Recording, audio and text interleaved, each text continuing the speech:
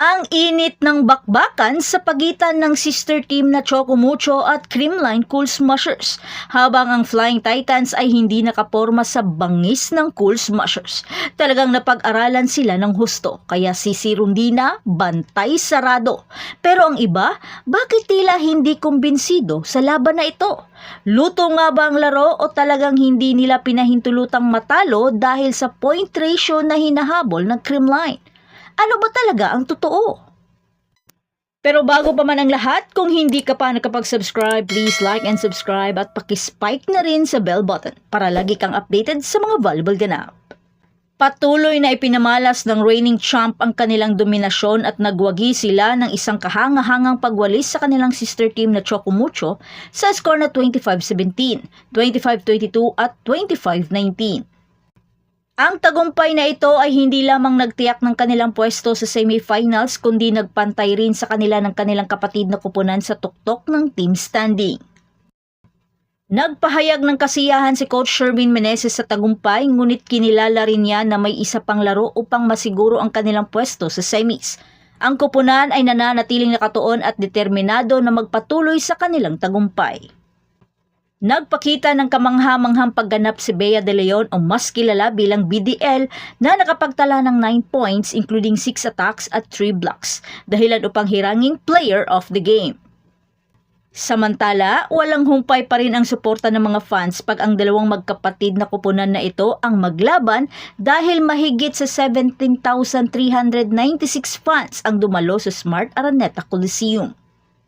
Kaya sa first set pa lang talagang mainit na ang laban, pero mas nagpakita ng kumpiyansa at gigil ang Creamline kaya nalimitahan nilang Chocomucho sa paggawa ng puntos sa pamamagitan ng mga solid blocks.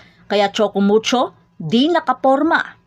Kaya si Rondina bantay sarado sa mga blockers at tad-tad naman ng errors ang Chocomucho kaya madaling nakuha ng Creamline ang first set sa score na 17-25. Sa second set, inaasahan na babawi ang Chocomucho kaya sa puntong ito sobrang dikit ng laban. Halos pigil hininga ang mga long rally. Pero dahil sa tindi ng net defense ng Creamline dahilan upang di makaporma ang mga spiker ni Wong, habang si Sisi bantay sarado pa rin.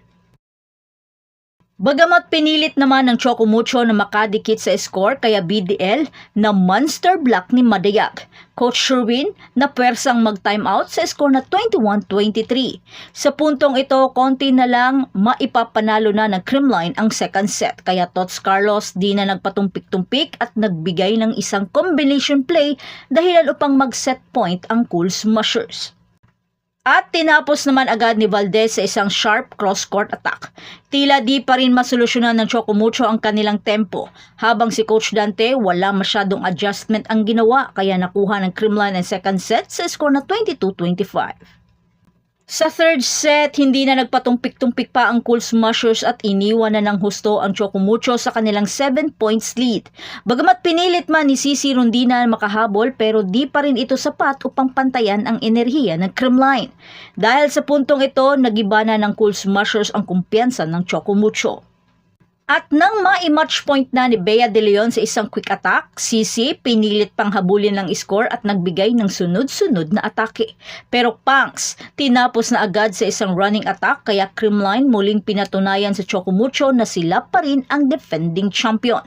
At hindi pa rin magawang matalo-talo ng Chocomucho ang Creamline. Ang laban na ito ay napaka-importante sa Creamline lalo na sa kalkulasyon sa point ratio. Para sa nalalabi nilang laban kontra sa PLDT, kailangan pa rin nilang kumayod para palakasin ang kanilang pwesto sa Final Four. Samantala, ang mga dating miyembro ng Flying Titans na sina Bea De Leon at Denden Lazaro Revilla na lumipat sa Creamline bago magsimula ang season ay naglaro ng mahalagang papel sa labang ito. Pinakita ni Denden Revilla ang kanyang galing sa depensa sa pamamagitan ng 17 excellent reception habang nag-ambag naman si Bea De Leon ng 9 na puntos.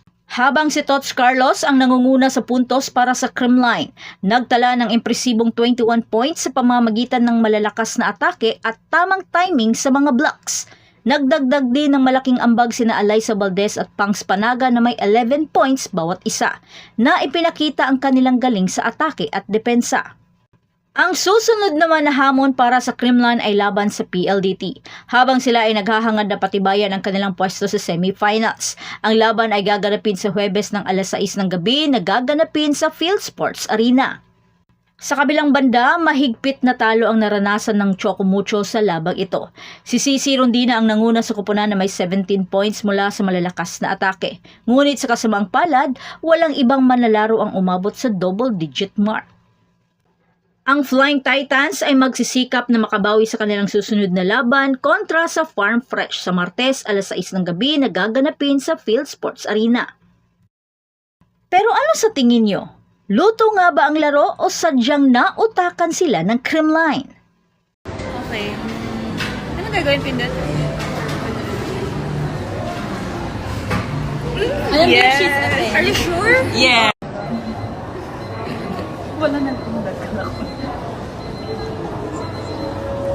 Oh! Uy, tuhan! Nagkakalokohan na tayo. Please! Nahirap na ako! Nagtatawarin mo pa ako, what a friend!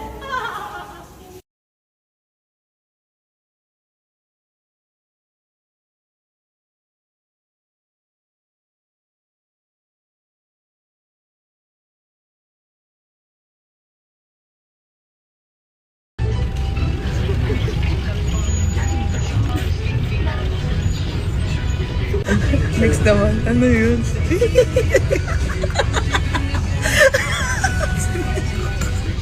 Si MG pala. MG! Ako naman. Oh my God! Sana all. I love you. Ay! Ito pala yung sekreto para gumaling sa... Yan pala yung sekreto para maging maganda.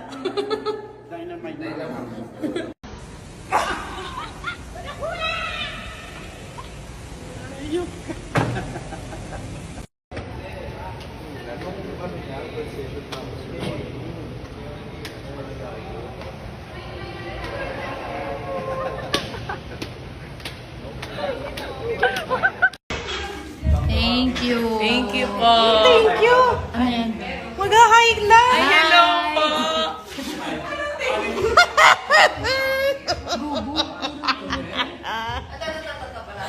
Go! May meron ka dito. Saan ka na go?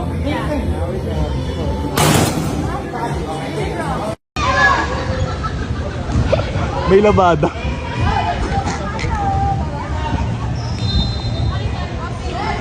Hindi ganyan pag ganun.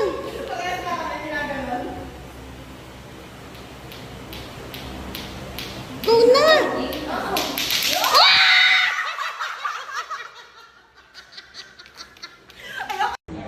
Bahay mo, Sisi?